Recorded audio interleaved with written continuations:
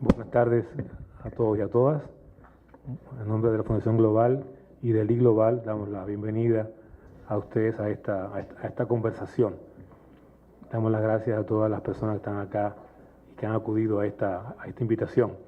Y gracias también al equipo de París 8 que nos acompaña en esta ocasión para poder hacer este diálogo.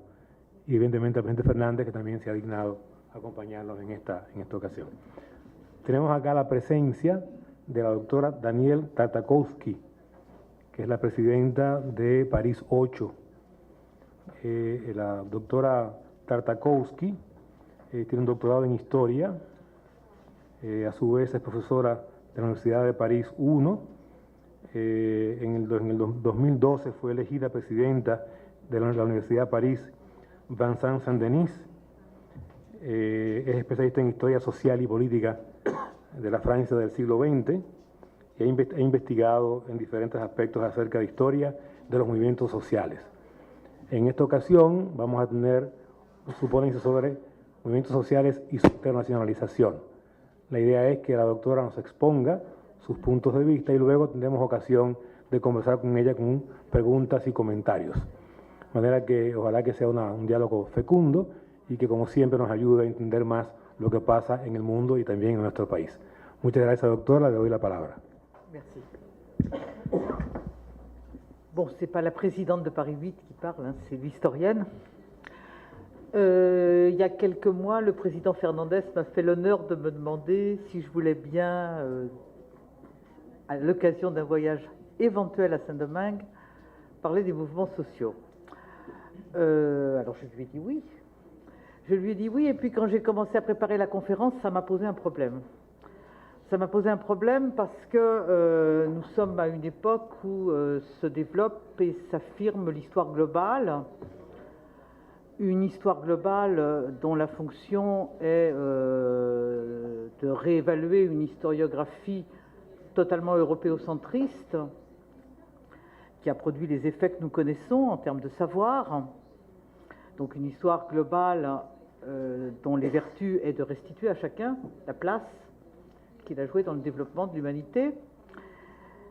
Donc j'adhère à ce projet, mais en même temps, déployer une histoire globale dans le champ de l'histoire politique, qui est le mien, présente une évidente difficulté. Une difficulté dès lors que l'histoire politique interdit de marginaliser le cadre national, qui est le cadre fondateur de la politique, qui est la finalité première de la politique. Et donc je me suis demandé de quoi j'allais vous parler, parce qu'il n'était pas question pour moi de vous parler des mouvements sociaux français, qui ont certes leur intérêt, mais enfin qui sont quand même un sujet un peu hexagonal.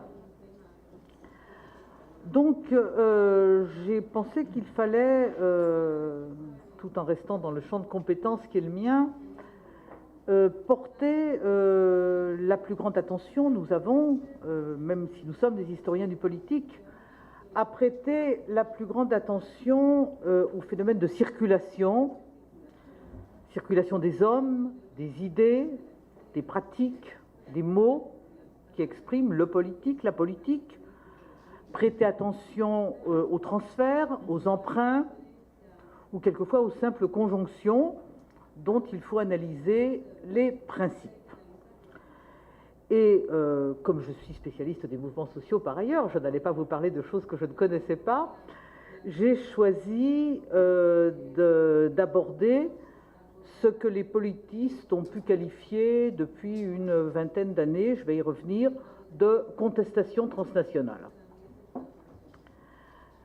L'internationalisation des mouvements sociaux, ou du moins de certains mouvements, n'est assurément pas née avec ce qu'on qualifie aujourd'hui de mondialisation. Je crois que nous savons tous aujourd'hui que ce que nous nommons la mondialisation a été suivi par des mondialisations d'autres sortes. On peut faire remonter la première à la conquête de l'Amérique, la découverte de l'Amérique par Christophe Colomb, mais sans remonter si loin, le 19e siècle libéral a été le moment d'une intense mondialisation.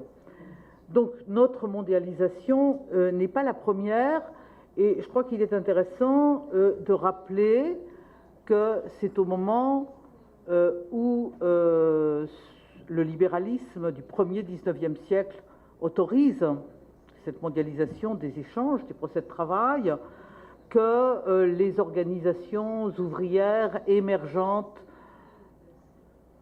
de l'Europe et enfin les ouvriers des deux mondes, disait-on, le monde industrialisé, inventent, pour reprendre le terme de l'historien Eric Hobsbawm, inventent le 1er mai.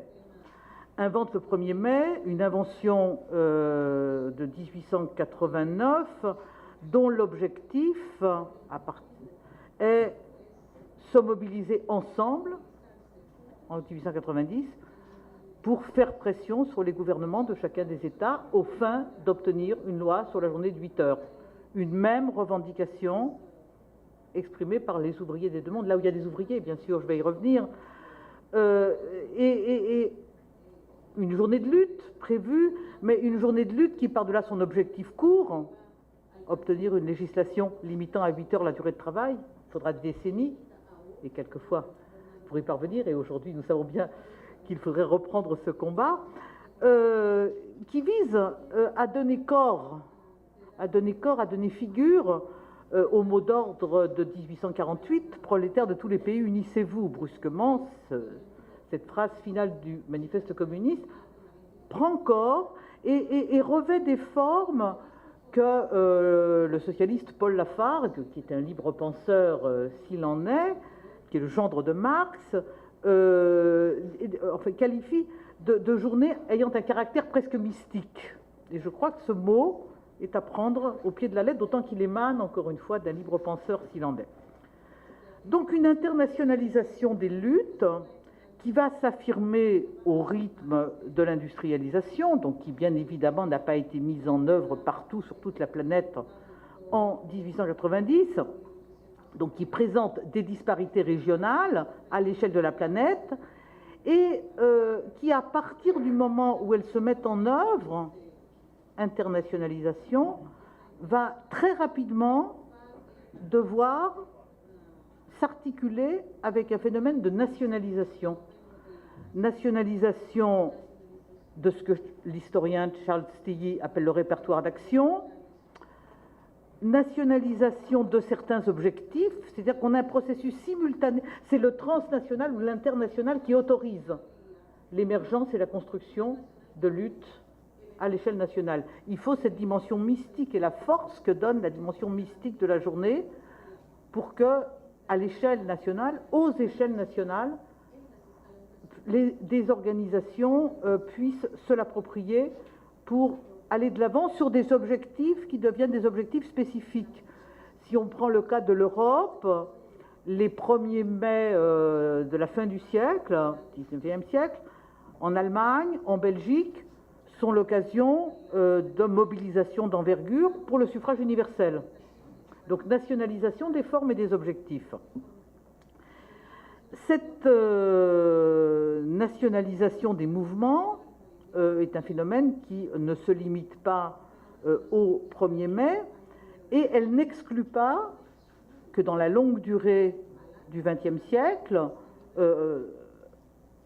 s'affirment, dans certaines circonstances, des mouvements qui, de nouveau, présentent ce caractère transnational qui est, encore une fois, une opportunité dans ceux des pays où les organisations ne disposent que de faibles moyens pour aller de l'avant.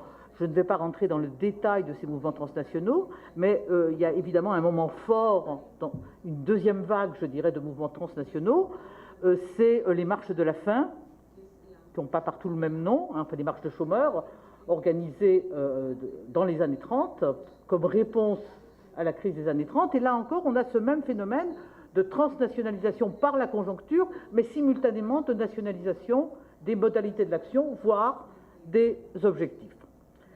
Ces mouvements transnationaux ont connu, je ne vais pas regarder l'heure, oui, ont connu une résurgence dans les années 60, sous l'effet de mutations d'ampleur, mutations oui, théorisé par Alain Touraine sous l'espèce des nouveaux mouvements sociaux, dont Alain Touraine montre dans les années 70 qui se développent en dehors de la sphère travail, c'est ce qui pour Touraine caractérise les nouveaux mouvements sociaux, et il énumère les champs d'action de ces mouvements: l'environnement, le féminisme, les luttes pour les libertés.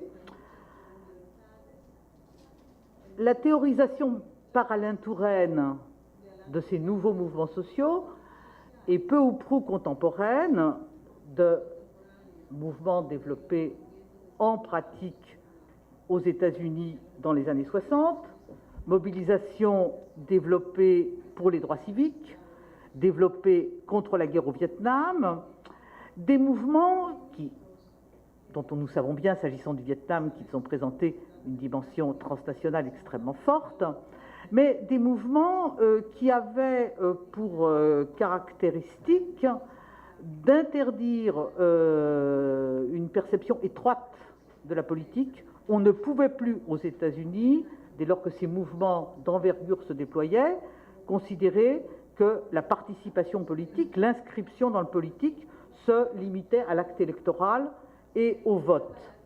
Et ce sont ces mouvements américains des années 60 qui sont à l'origine du développement de la sociologie des mobilisations collectives, sociologie des mobilisations collectives qui va se développer d'abord aux États-Unis puis s'étendre très rapidement à l'ensemble de la planète et qui se constitue en sous-discipline de la science politique.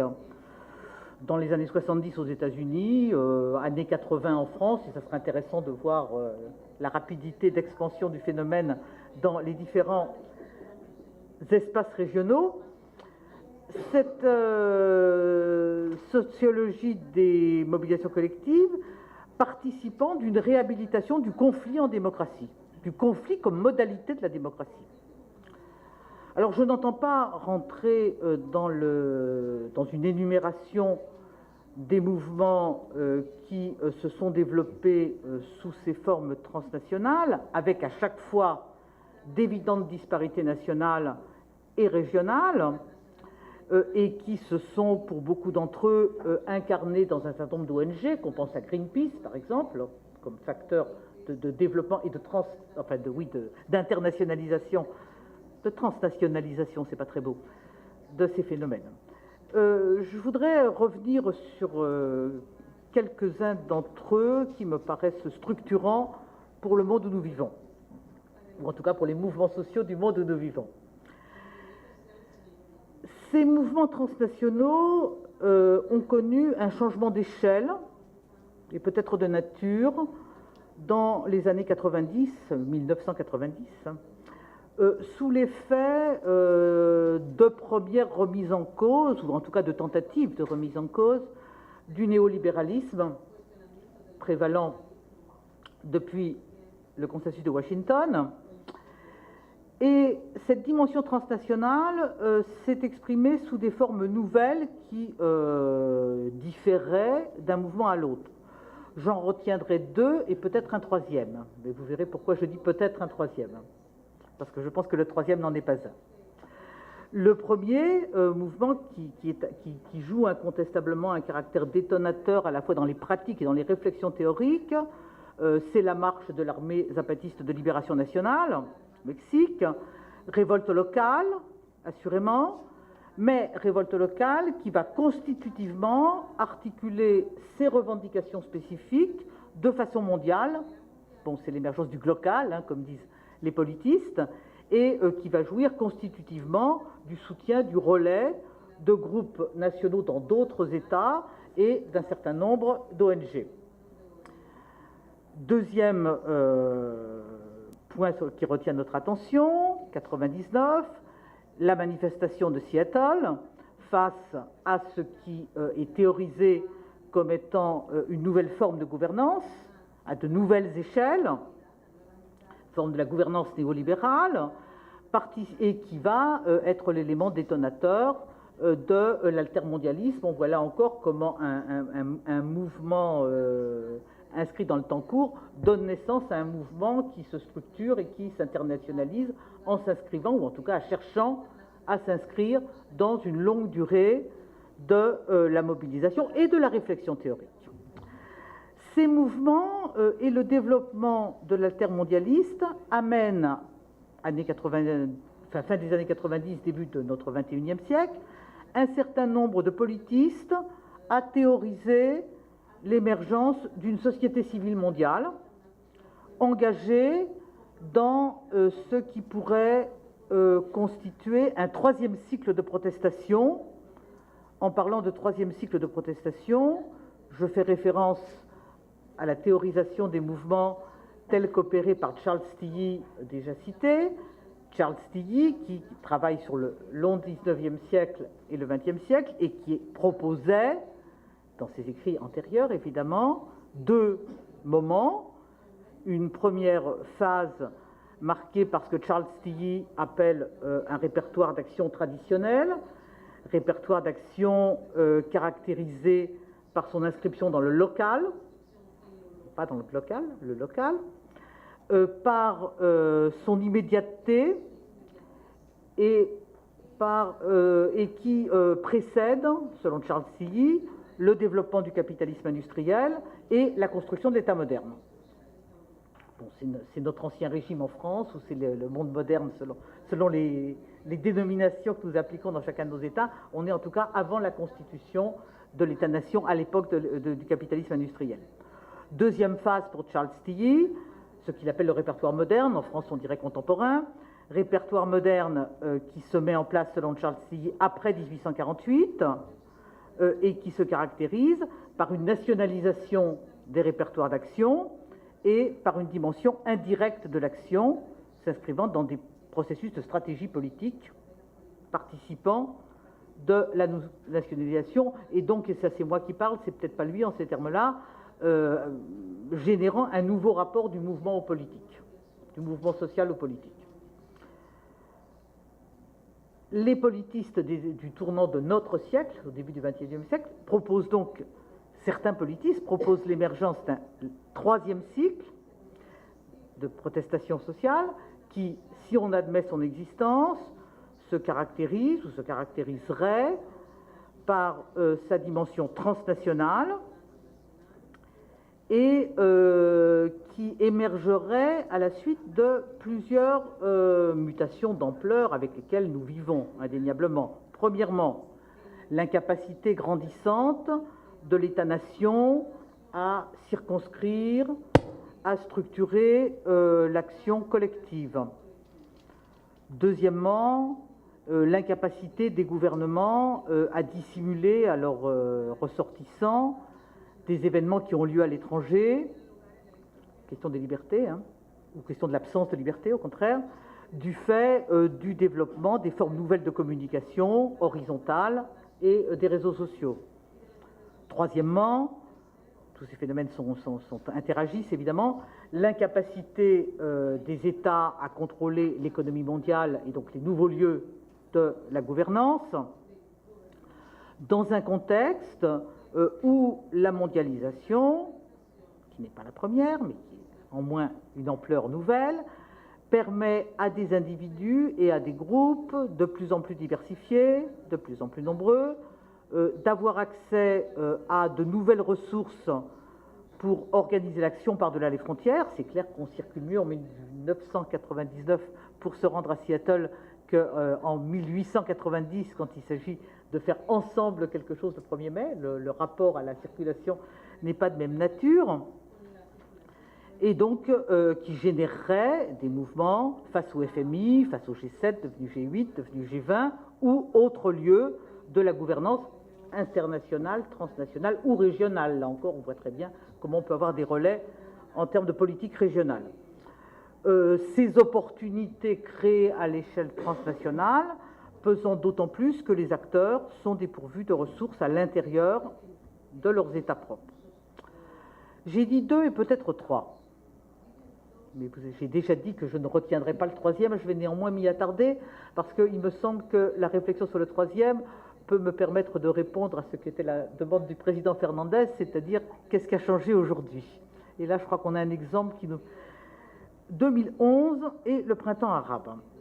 Le printemps arabe qui a pu être analysé par certains observateurs, ou par de nombreux observateurs, comme ayant été le détonateur d'une nouvelle séquence transnationale, de nature différente des deux précédentes que je viens d'évoquer, un mouvement que, à chaud, certains observateurs, et non des moindres, n'hésitent pas à comparer avec le Printemps des peuples de 1848, et bien évidemment l'intitulé y est pour quelque chose, à comparer avec les révolutions de la première décennie du XXe siècle, avec les mouvements de libération anticoloniaux, avec l'effondrement du socialisme réel, c'est évidemment pas les mêmes systèmes de référence, en tout cas un mouvement capable, à leur égard, de faire tomber des régimes, voire ou de changer le cours de l'histoire. Cette hypothèse, que la suite de l'histoire, nous la connaissons, c'est du danger des commentaires à chaud, oblige à tout le moins à nuancer, a été énoncée dans les termes que je viens d'évoquer par le magazine américain Time. En décembre 2011, ce magazine dresse une carte planisphère de ce qu'il qualifie de Protest Network. Un Protest Network déployé, nous dit-on, dans plus de 80 pays représentant 3 billions d'habitants, et il reporte sur la planisphère ceux de ces mouvements, il n'y a pas les 80 pays, ça ne serait pas visible, donc il privilégie les mouvements qu'il tient pour majeurs. Ça touche les 4 continents, il n'y a rien sur l'Australie. Donc. Continent américain, le magazine retient les manifestations canadiennes à Toronto contre la violence faite aux femmes, les mobilisations du Wisconsin et plus généralement l'action des Occupy aux États-Unis, au Mexique, les marches contre la violence liée à la drogue, au Chili, les manifestations d'étudiants.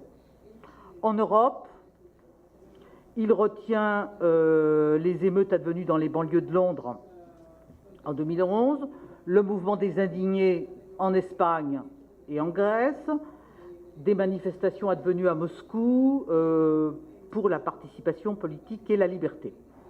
Au Moyen-Orient et en Afrique, les diverses composantes du printemps arabe, tout naturellement, le mouvement des tentes en Israël sur le problème du logement, des manifestations advenues en Éthiopie, il ne nous donne pas de détails et j'avoue ne rien connaître du sujet de ces manifestations. En Asie, des manifestations en Birmanie, en Chine, au Tibet, au Japon, portant sur des problèmes qui étaient des problèmes d'ordre politique pour chacun d'entre eux. Dans ce numéro, on a une série de reportages qui permettent la construction sur le résumé qu'est cette planisphère.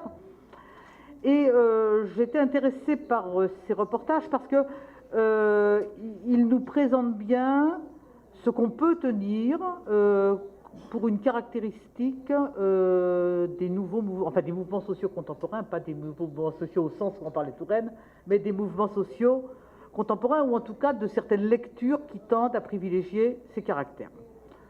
Premièrement, donc on a des reportages dans chacun des pays. Donc les reportages soulignent le rôle de ce que le sociologue français, c'est moi qui parle, c'est pas Time, le sociologue français François de Singly qualifie d'individu singulier.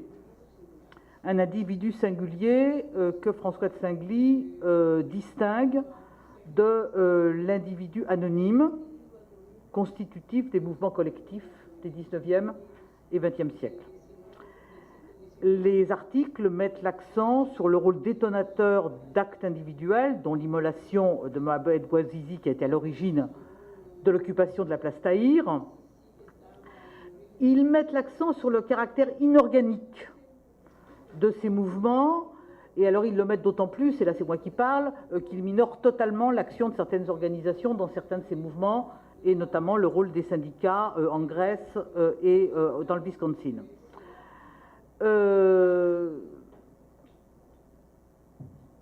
il me paraît effectivement caractéristique que ces formes d'action, celles qui sont relevées par Time, mais les mouvements qui se développent en France depuis une vingtaine d'années, réévaluent indéniablement un certain nombre de composantes du répertoire d'action qui présentent cette dimension d'individuation des luttes. La pétition, je signe, c'est pas nous, je signe. La grève de la faim, la désobéissance civile, l'action non violente, qui constituent d'évidentes formes d'individuation des luttes et qui, en France par exemple, non retenues dans la planisphère de Time, ont retenu indéniablement, ont connu un regain depuis une vingtaine d'années. J'ai pitié de l'interprète, alors je te laisse finir sa phrase. Ouais. En 2000, Michael Hart et Antonio Negri écrivaient à propos des mouvements des années 90 que j'ai évoqués, que, je cite, « Faute d'un ennemi commun, elles étaient interdites de déplacement horizontal sous la forme d'un cycle, comme ce fut le cas dans les années 60. Et dès lors, je reprends ma citation, elles étaient forcées de rebondir à la verticale et d'atteindre immédiatement un niveau mondial. » Finalement, le numéro de Times me paraît une bonne mise en image ou mise en scène, je ne sais pas, de la proposition qui était faite 10 ans plus tôt par ces deux philosophes. Time prête la plus grande attention au phénomène de circulation qui s'est opéré. On parle de théorie des dominos, on parle de contamination dans le numéro.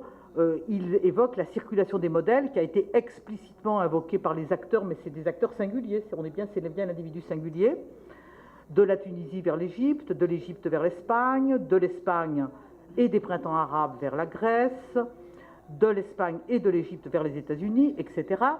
Citation à l'appui. Et il attribue cette circulation des modèles et le caractère performatif de cette circulation aux nouveaux médias bloggers, et à la force des réseaux sociaux, dont le journaliste qui procède à une synthèse écrit qu'ils n'ont pas produit les mouvements, mais qu'ils les ont maintenus vivants et perpétués, en relayant là indéniablement toute une série d'écrits théoriques qui traversent aujourd'hui et la sociologie politique et les sciences de la communication.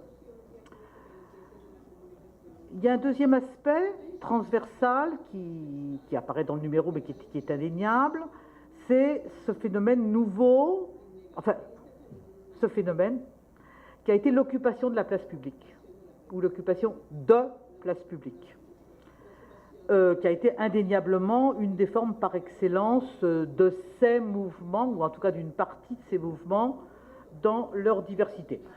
L'occupation de l'espace n'est pas une totale nouveauté.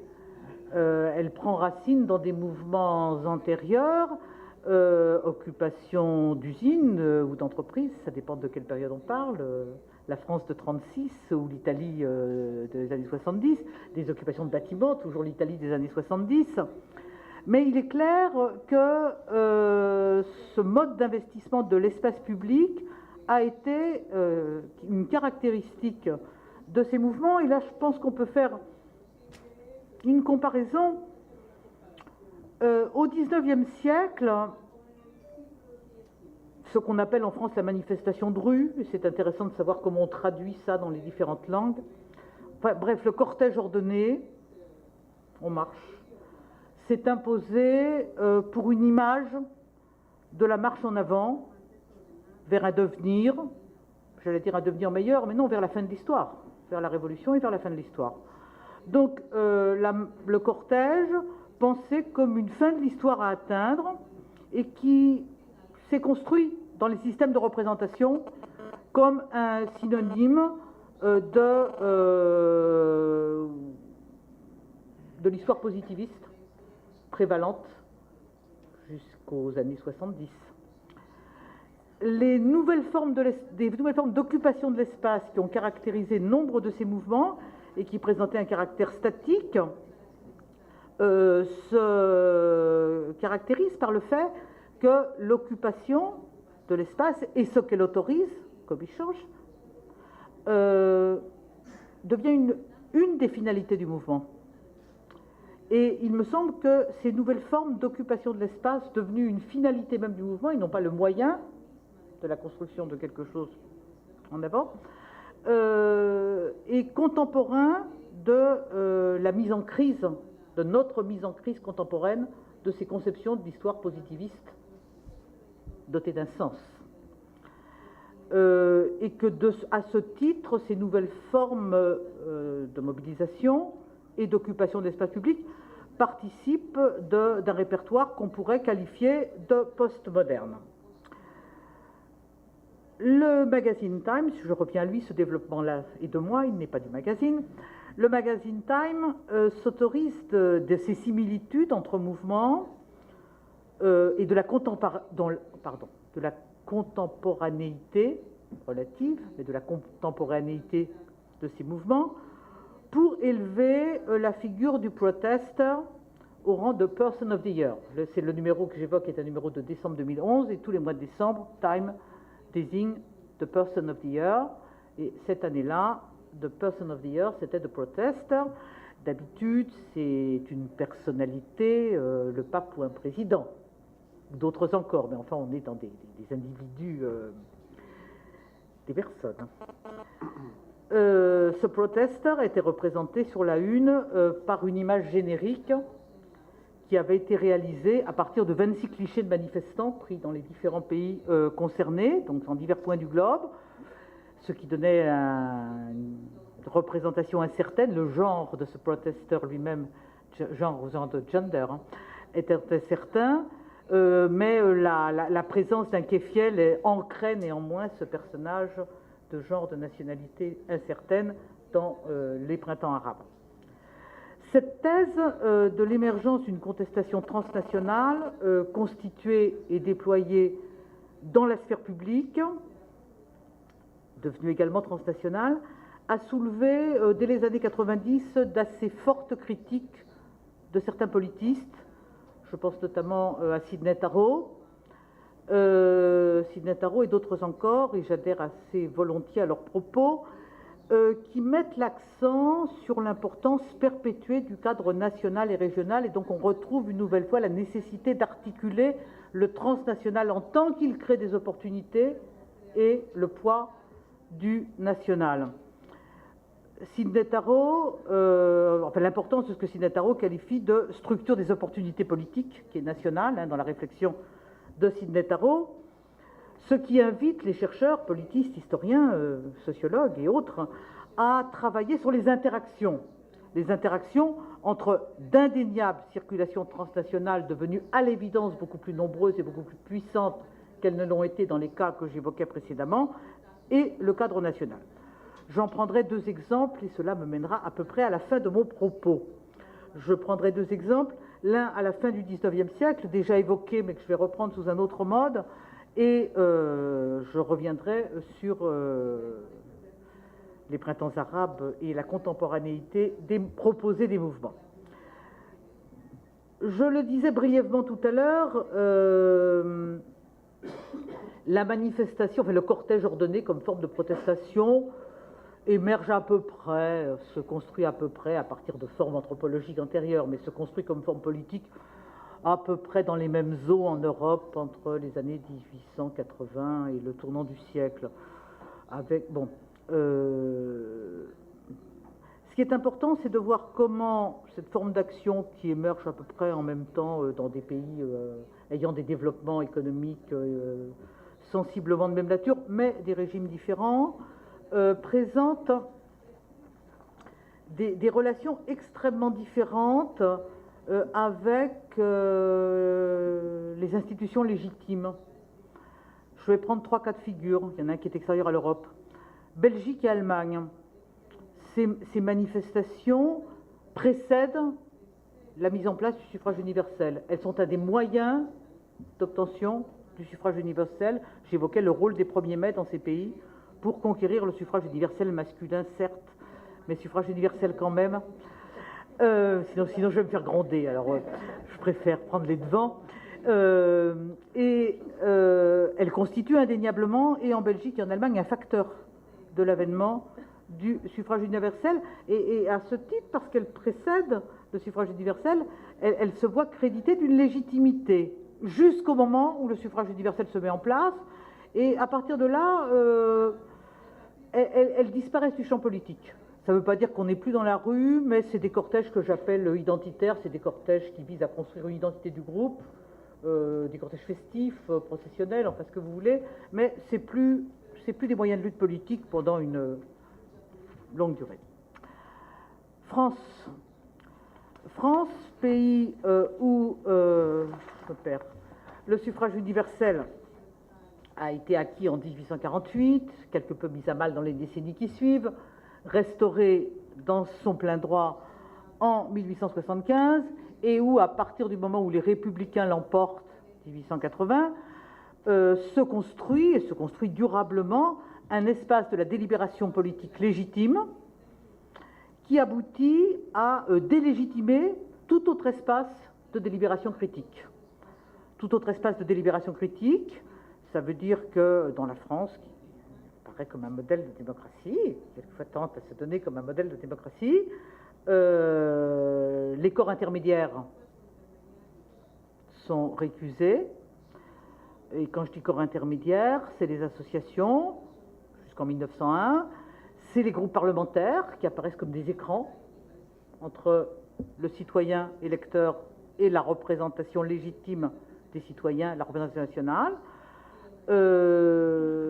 On a un phénomène d'individualisation du politique qui est conforme à la philosophie politique des Républicains et qui ne permet pas de penser le collectif et les formes d'espace critique étrangers au champ institutionnel, et la manifestation de rue, qui constitue un de mes champs d'action préférés, totalement illégitime, contrairement à ce qu'on croit. C'est sans doute la France qui, pendant des décennies, a été le pays qui en a eu le plus, c'est pas vrai aujourd'hui, mais illégitime. On ignore trop souvent que la manifestation ne devient un droit quasi constitutionnel, je dis bien quasi en France, qu'en 1996, par l'intermédiaire du droit européen. Le droit de manifestation n'est pas inscrit dans aucune des constitutions françaises. Et donc la manifestation, avant 1996, via l'Europe, n'est pas un droit constitutionnel en France. Troisième exemple, l'Argentine. L'Argentine, et j'emprunte ces réflexions aux travaux de collègues travaillant sur les manifestations de rue et l'espace public en Argentine, où au début du 19e siècle et jusqu'aux années 60, la fraude électorale est tellement forte que la manifestation apparaît comme une forme beaucoup plus légitime d'expression politique, mobilisant des forces plus larges que l'élection, qui ne mobilise qu'un tout petit nombre de scrutateurs, et par ailleurs qui est entachée par la fraude. Donc on voit bien qu'à partir, alors qu'on a une phase d'émergence, une forme d'action, les rapports aux politiques sont des rapports extrêmement différents en fonction du rapport aux institutions. Je reviens à ma place Tahir et au mouvement de 2011. L'occupation des places publiques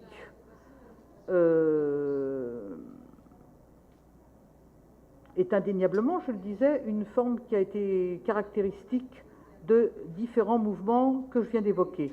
Mais il me semble que l'espace public, dans sa dimension matérielle, la place, n'entretient absolument pas le même rapport avec la sphère publique telle que l'a définie Habermas, c'est-à-dire le lieu de l'intérêt général en construction. Les acteurs du printemps arabe se saisissent de l'espace public, la place, je répète, dans sa matérialité, et de l'occupation de l'espace-temps, tout à fait inédit que crée l'occupation de la place, pour donner corps à une sphère publique, au sens de Habermas, jusqu'alors inexistante, et s'inventer par là même en acteurs politiques. Ces acteurs n'ont guère d'alternative. Soit ils l'emportent, ici et maintenant, en s'inscrivant à ce titre dans des mouvements qui relèvent davantage de processus révolutionnaires que de la manifestation au sens où on l'entend en France, c'est-à-dire un mode de régulation des crises dans le cadre du régime existant. Donc, ou bien ils l'emportent ici et maintenant, ou bien ils disparaissent. Et la suite de l'histoire nous a montré que l'alternative était loin d'être simple. D'autres, et c'est évidemment combattent la corruption, l'inefficacité des politiques publiques, les politiques néolibérales, dans le cadre de leur régime existant, des systèmes politiques existants, en participant, je pense aux États-Unis, je pense au Canada, je pense à la plupart, enfin à vrai dire la plupart des pays que j'ai cités, en participant de ce que la science politique qualifie aujourd'hui de démocratie de protestation ou de démocratie protestataire. En français, les deux termes sont utilisés. Évidemment, on pourrait rajouter un troisième ensemble, c'est-à-dire ceux des pays qui n'ont pas été concernés par ces mouvements et qui, à l'échelle de la planète, sont majoritaires. Et se demander pourquoi ils ne participent pas d'un mouvement dont on nous décide une certaine globalité.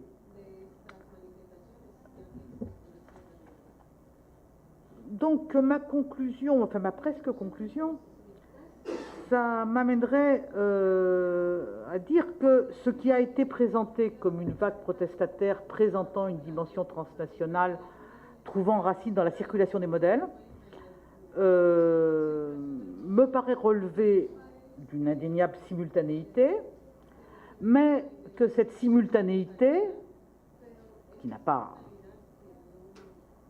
touche pas l'ensemble des pays, cette simultanéité n'exclut pas ce que Ernst Bloch qualifiait en d'autres temps de non-contemporanéité des mouvements. Et il me semble que notre travail d'historien, et c'est peut-être là que l'historien a une approche plus spécifique à avoir par rapport à la science politique, vous avez vu que j'empruntais beaucoup de mes références à la science politique, l'historien est peut-être celui qui précisément a à penser la non-contemporanéité de mouvements par ailleurs simultanés, en s'interrogeant sur le pourquoi de cette simultanéité, mais simultanément de cette non-contemporanéité. Cette réflexion me paraît nous inviter, à partir des disciplines qui sont les nôtres, qui ne sont pas nécessairement les mêmes, à privilégier l'analyse concrète des formes spécifiques que revêtent aujourd'hui les mouvements sociaux, par-delà leurs similitudes, à la manière dont les acteurs choisissent de se nommer, de les nommer, en empruntant explicitement ou non à d'autres répertoires d'action, à d'autres mots, répertoires d'action, images, mots, qui doivent indéniablement, aux nouveaux moyens, aux réseaux sociaux, et de circuler à plus fort titre que par le passé. Deuxième élément de conclusion, cela doit nous inviter à nous interroger sur le sens politique de ces mouvements de toute nature, présentant une extrême diversité en termes d'objectifs, à l'heure où la disparition de ce qu'on a pu qualifier d'horizon d'attente met à mal les conceptions de l'histoire qui avaient érigé le progrès, la révolution en horizon nécessaire.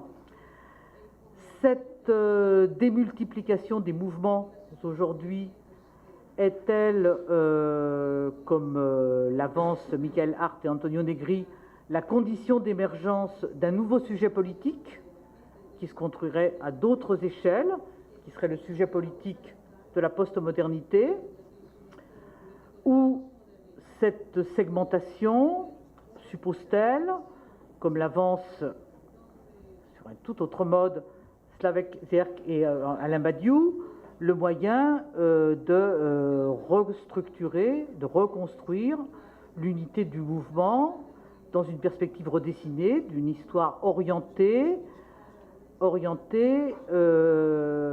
lors que porteuse d'un sens à reconstruire, autorisant l'utopie retrouvée en tant qu'utopie et générateur de mouvement. Je vous remercie.